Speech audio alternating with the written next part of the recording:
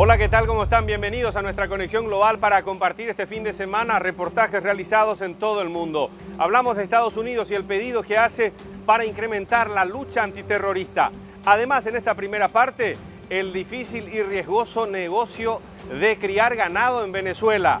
También repatriados cubanos impulsando el mercado inmobiliario y cómo en Brasil la cerveza sirve como una herramienta de lucha política.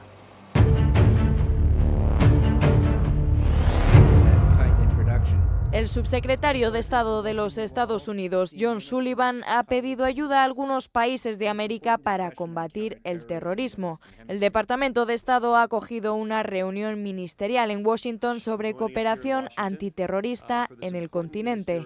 Un encuentro inaugurado por Sullivan en el que destacó la importancia de que Estados Unidos no camine solo. Seguiremos liderando la lucha contra el Estado Islámico, Al-Qaeda y el libanés Hezbollah, pero también pedimos a nuestros aliados y socios que se unan a nosotros en esa lucha y que hagan más. El gobierno del presidente Donald Trump se está planteando añadir a Venezuela a su lista de estados patrocinadores del terrorismo. La causa de esta decisión, los presuntos nexos de Caracas con Hezbollah, así como con las FARC y el Ejército de Liberación Nacional.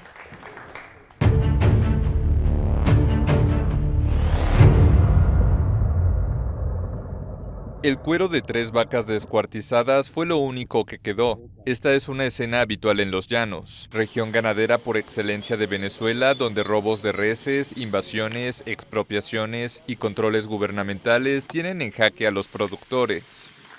Pero el problema grave, el más grave que tenemos hoy en día todos los ganaderos en Venezuela, es el problema de seguridad. Seguridad personal por un lado y la seguridad jurídica.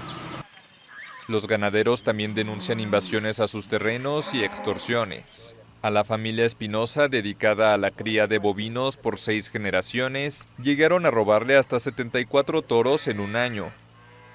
No me puedo quedar en la finca, tengo buenas condiciones para yo vivir aquí en la finca como lo hacía antes, como lo hacía hace 15 años atrás. Yo nací y me crié aquí en esta finca. Y hoy en día pues yo no puedo porque me da miedo. No sé si me llegan a atacar, aquí a veces llegan, han amarrado a la gente, los golpean, se roban todo, las motosierras, las motobombas, se roban el ganado, matan el ganado y lo encierran en la vaquera. Según cifras de la Federación Nacional de Ganaderos, el gobierno socialista ha expropiado 5 millones de hectáreas con capacidad agrícola y pecuaria desde 1999. Las autoridades también fijan los precios de alimentos básicos, a menudo por debajo de los costos de producción, llevando a muchos a la quiebra. Nosotros ofertamos los productos y el precio que tenemos en nuestros productos es moneda nacional. Pero todo lo que vamos a comprar para mantener maquinaria, para mantener animales y para incluso la comida de los empleados, tenemos que pagarlos a precio, si se quiere decir, internacional. El asedio ha llevado a que la producción de carne a duras penas cubra 40% del consumo interno, frente al 97% de hace 2 décadas, según cifras de la Fedenaga. La escasez encarece la carne en ciudades como Caracas, donde el sueldo mínimo alcanza para poco más de 2 kilos. El pasado 30 de noviembre, el gobierno ocupó una veintena de mataderos, acusando a sus dueños de especulación, y bajó los precios de la carne a 1/3 de lo que se venía vendiendo en la calle.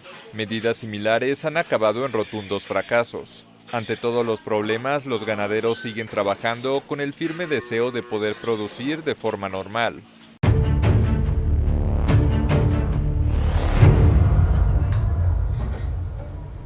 Mauricio García tiene pinta de español tras vivir 16 años en Cataluña, pero volvió a Cuba por las aperturas migratoria e inmobiliaria. Es dueño del restaurante privado Draquecitos, muy visitado por los turistas que llegan por la terminal de cruceros a La Habana. La decisión viene a raíz de que te dejan aquí abrir negocios privados y antes de andar por el mundo, que esa palabrita deambulándose, ¿no? Es mejor aquí en tu tierra haciendo lo que aprendí. Se calcula que unos 40.000 emigrados retornaron a Cuba desde la reforma migratoria de 2013. Los ahora llamados reasentados traen ahorros y conocimiento, clave para la apertura de la isla. Michael Galindo vivió en Bélgica 16 años y regresó a Cuba, donde compró una casa en La Habana Vieja que convirtió en alojamiento privado para turistas. Poquito a poco fui descubriendo que dentro de Cuba había otra Cuba, una Cuba que estaba siendo creada por, de cierta manera, el sector privado, ¿no? En 2011 se autorizó la compraventa de viviendas y desde ahí hay un renacer constructivo. El dinámico mercado inmobiliario reportó 45.000 ventas en 2012 y unas 100.000 en 2014, según el sociólogo y urbanista Carlos García Pleyán, un catalán afincado en Cuba desde hace medio siglo. En 2015 el mercado perdió velocidad, aunque las iniciativas siguen. Tanto dentro del país, con la restricción de las licencias, etcétera, y todo el parón que hubo en todo el ámbito privado, no solamente en la compraventa de viviendas, sino también por el hecho de Trump y todas las restricciones externas que frenaron el turismo y por lo tanto frenaron el interés inversionista en el mercado inmobiliario. Los precios van de los $5.000 de pequeños apartamentos periféricos hasta $1 millón en barrios residenciales. Los compradores son cubanos reasentados, emprendedores cubanos o extranjeros casados con cubanos. Según la ley, los propietarios deben ser ciudadanos residentes. Y en medio del pujante mercado inmobiliario, La Habana, próxima a cumplir 500 años, enfrenta un viejo déficit habitacional, calculado en 700.000 casas.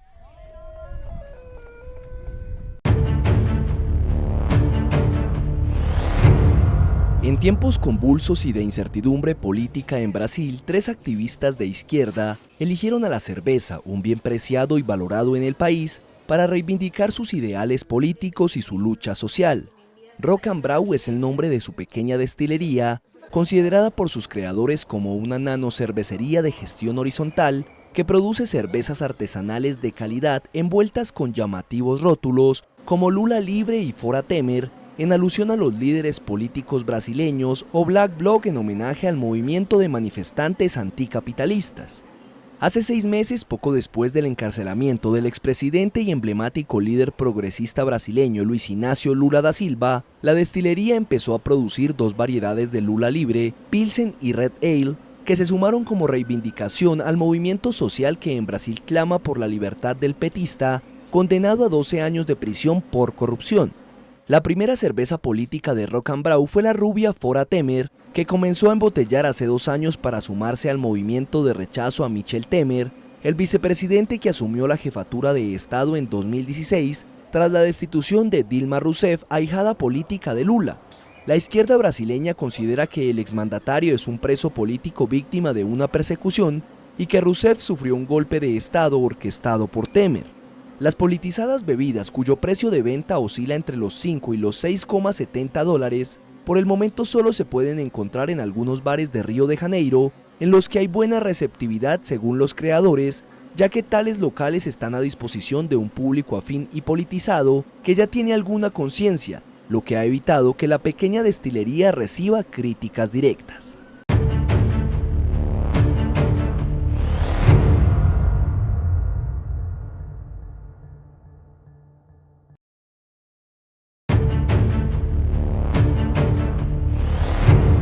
Y en esta segunda parte de nuestra conexión global vamos a hablar de criar colibríes en México.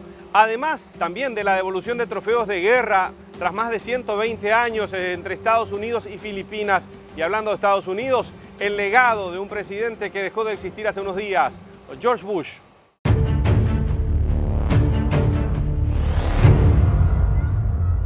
Hace apenas 2 años, los residentes del asentamiento informal de Kibera en Nairobi no se imaginaban que el agua que usarían para beber y cocinar caería del cielo. Sin embargo, hoy su novedoso sistema de tuberías aéreas es aclamado a nivel mundial y repercute en la calidad de vida de las mujeres. Llevar agua potable a uno de los mayores suburbios de África, donde se estima que viven entre 200.000 y más de medio millón de personas, no es una tarea sencilla, pues su alta densidad de población dificulta la excavación tradicional de zanjas y la disposición de tuberías subterráneas. Por ello, la ONG Sofco decidió en 2016 elevar las tuberías a 6 metros del suelo y crear un sistema que en la actualidad cuenta con 3 depósitos aéreos y 24 puntos de distribución.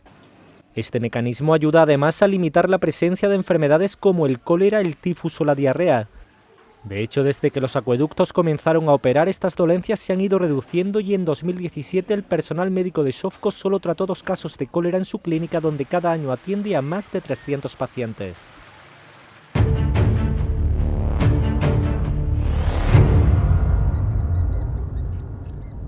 Un ambicioso proyecto de la Universidad Nacional Autónoma de México busca crear jardines urbanos de conservación.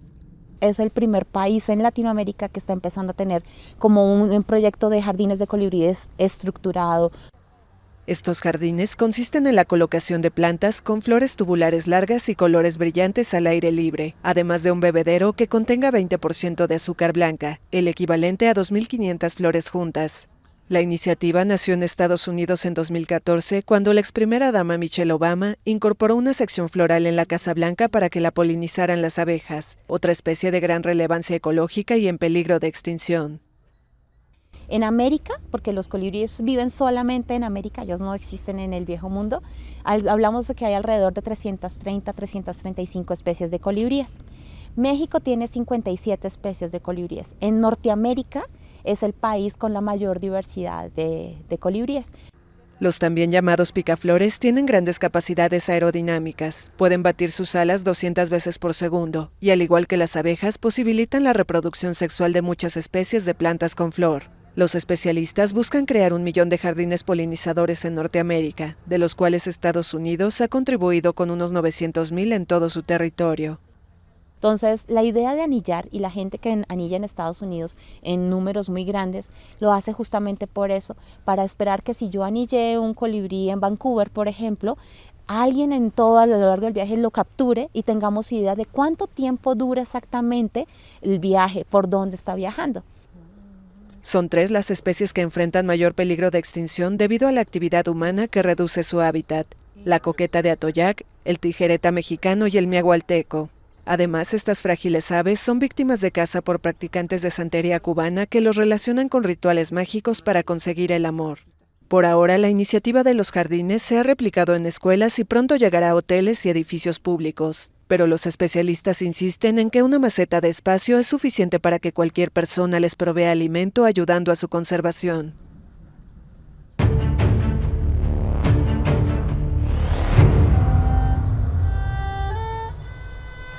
Mariel se declara enamorada de la viola, un instrumento que desconocía hace 7 años cuando tenía 14. La alcaldía, no sé, una vez lanzó y nos dijeron, va a haber un proyecto para tocar violines. No especificaba, yo hasta entonces no sabía qué era la viola, qué era el cello, el contrabajo.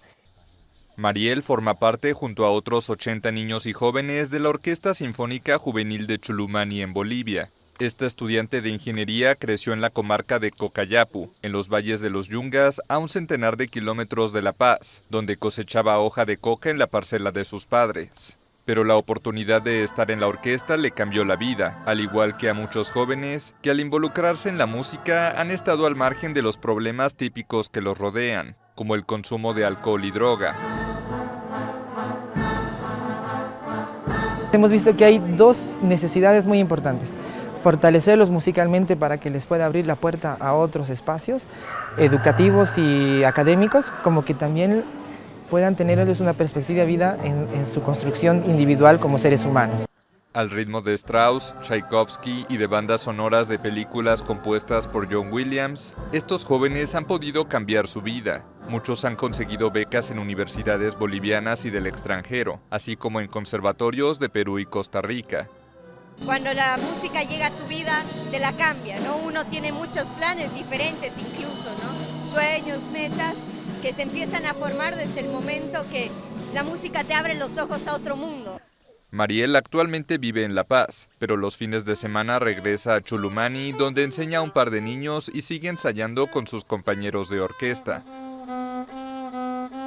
Somos el referente de ellos y eso nos hace sentir bien a nosotros y a poder seguir avanzando y demostrarles que sí se puede.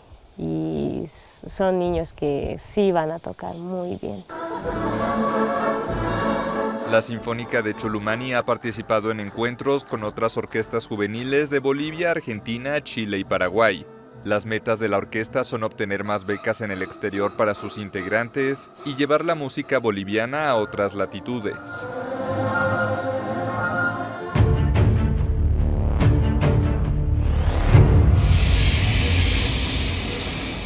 Estados Unidos devolvió el martes a Filipinas unos trofeos de guerra confiscados hace más de un siglo.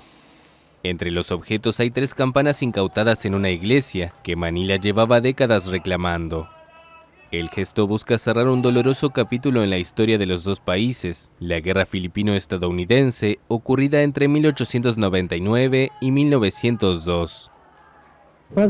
El presidente Duterte hizo un pedido personal a nuestro secretario de Defensa, James Mattis, quien, como todos los que estamos aquí hoy, reconoció que devolver las campanas es lo correcto. El 28 de septiembre de 1901, rebeldes filipinos armados con machetes mataron a 48 soldados estadounidenses durante un ataque sorpresa, para el que las campanas habrían dado la señal de asalto. En represalia, el general Jacob Smith ordenó que se ejecutara a todos los hombres filipinos de más de 10 años. Miles fueron asesinados y las campanas fueron tomadas como trofeo de guerra. Es hora de sanar, es hora de pasar página, es hora de mirar hacia adelante como deben hacerlo dos naciones con una historia compartida y dos aliados. La restitución llega en un delicado momento para las relaciones entre el archipiélago y Estados Unidos, ante la voluntad del presidente Rodrigo Duterte de acercarse a China.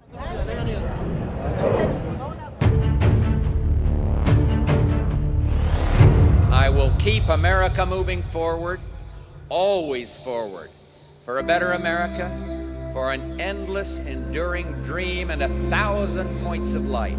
This is my mission, and I will complete it. This phrase, 1,000 points of light, spoke to who George Herbert Walker Bush really was. His life was devoted to public service, to public duty. Bush was a Navy pilot during World War II, a member of Congress, the U.S. ambassador to the United Nations, the first American envoy to the People's Republic of China, the director of the CIA, and for 8 years, the Vice President of the United States. One tiny sweet potato and a little bit of corn. Good to see you, fellas. It's often said that George Bush was probably the most successful one-term president we've had in American history, certainly in modern times. Led the United States through the first truly successful military engagement since Vietnam, presided over the fall of the Berlin Wall. And some believe that the weight of history condemned our two great countries. And eventually the collapse of the Soviet Union. Here was George Bush had just won the Gulf War, just won the Cold War, and we threw him out of power.